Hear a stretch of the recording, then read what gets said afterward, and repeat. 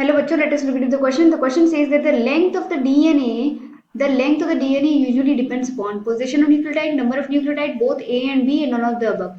So the key concept that we will be discussing, it is the length of DNA. Let us look into it. Exactly length of DNA extension किससे होता है और ये formation इसका कैसे होता है एंड इसके बेसिस पे हम किन किन चीजों को क्लासिफाई करते हैं हम इसके अंतर्गत समझेंगे ये की कंसेप्ट के अंतर्गत। तो लेंथ ऑफ डीएनए एक बेस है जिसके बेसिस पे हम डिफाइन कर पाते हैं कि ऑर्गेनिजम्स कितने न्यूक्लियोटाइड पोजेस करते हैं, राइट?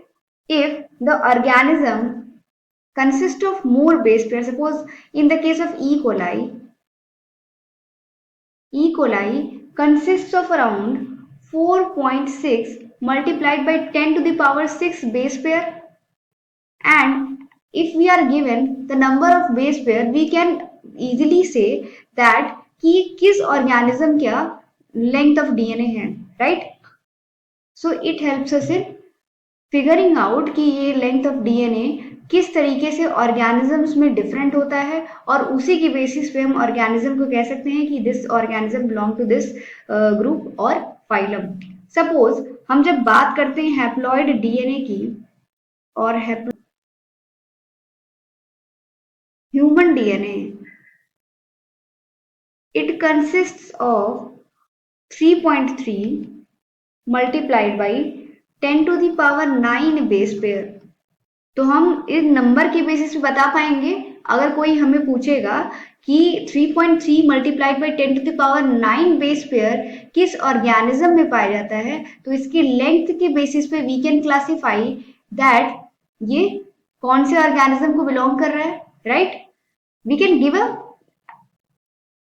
एस्टिमेट कि ये इस ऑर्गेनिज्म को मे भी बिलोंग कर सकता है। Apart from that, जो length of DNA usually depends upon the number of nucleotide, because अगर number of nucleotide if it will be increasing, suppose because जब हम structure देखेंगे DNA का, it is in the form of sugar. Sugar is attached to nitrogenous base, and this nitrogenous base, this sugar is attached at this side to phosphate. This is 5 prime, this is 3 prime, and this is 1 prime. तो क्या होता है जब भी DNA का formation हम देखते हैं तो we see that there is one more phosphate, sugar, nitrogenous base, and this 3 prime is bonded with this. Now again we'll be seeing this is 5 prime. Now the free end of this sugar 3 prime, it is open for bonding. Now again another nucleotide will get added to this chain, phosphate, sugar, nitrogenous base. अब ये phosphate फिर से इससे attach होगा, this will be 5 prime position, इससे attach होगा तो क्या हो रहा है यहाँ पे पॉली न्यूक्लियोटाइड का फॉर्मेशन हो रहा है जिसकी वजह से length of DNA is getting increased, right? Again अगर हम एक और न्यूक्लियोटाइड यहाँ पे अटैच कर देते हैं, सपोज दिस इज फॉस्फेट, यहाँ पे इसका 3 प्राइम एंड फ्री है, और this is phosphate attach to the 5 prime end of this sugar, and this is nitrogenous base जो कि 1 प्राइम पे अटैच है। तो ये 5 प्राइम का फॉस्फेट दोबारा अटैक करेगा यहाँ के 3 प्राइम को, 3 प्राइम के OH को, और बॉन्ड फॉर्म कर लेगा फॉस्फोडाइस्टर बॉन्ड वंस अगेन। और ऐसे ही हम देख सकते हैं यहाँ पे कि कैसे यहाँ पे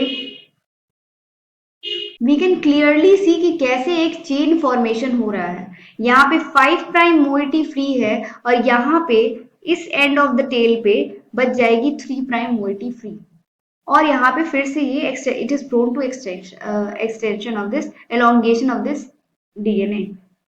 तो इस तरीके से जैसे जैसे हम नंबर ऑफ न्यूक्लियोटाइड यानी कि ये complex this is nucleo, the sum total of sugar, nitrogenous base and phosphate forms the nucleotide.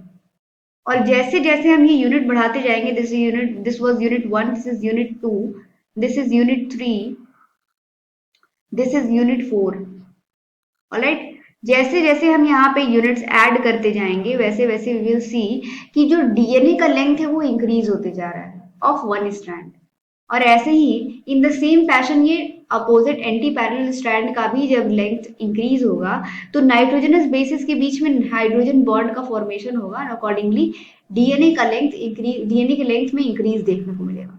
So we can conclude that the number of nucleotide decides the length of the DNA usually, right? So we can say that option B is correct. Hope you all understood. All the best.